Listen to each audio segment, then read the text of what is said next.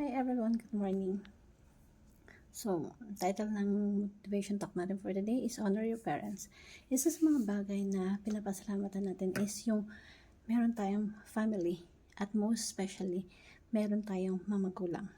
Sabi nila, yung magulang daw, yun yung representation ni God sa langit dito sa lupa upang tayo ay suportahan, alalayan, gabayan, and most of the time, sila yung mga tao na nala-neglect natin. Na kadalasan, hindi natin ma-appreciate minsan sa buhay natin. At minsan, kinahihiya pa natin sila.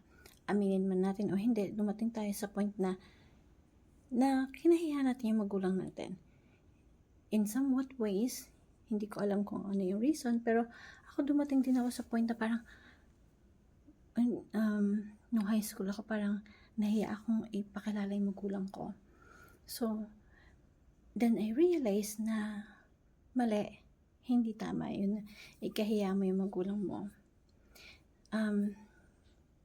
Sila yung mga hindi natin na-appreciate. Pero, tandaan mo, maraming tao ang walang magulang. Marami nangungulila sa magulang, sa nanay, sa tatay, nangungulila sa suporta, sa pagpo-provide, sa pangangailangan ng magulang. Hindi lahat nakakaranas ng buong pamilya, hindi na lahat nakakaranas ng may nanay at tatay. Yung iba all throughout of their lives, wala silang mga magulang na nakasama nila. Especially, yung buong pamilya. So, might as well, this is the right time that we appreciate our parents, our family. Sila yun nandyan upang tayo ay suportahan. So, igalang at mahalin natin sila. Huwag natin ikahiya. Minsan kasi selfish tayo eh. Minsan mas iisipin pa natin kung ano yung sasabihin ng mga kaibigan natin o tao sa paligid natin kapag andyan yung magugulang natin na sobrang sweet or sobrang supportive. Pero wag mong antayin na dumating yung pagkakataon na mararanasan mo na wala na yung pagkakataon na walang sweetness or walang suporta ng magulang mo.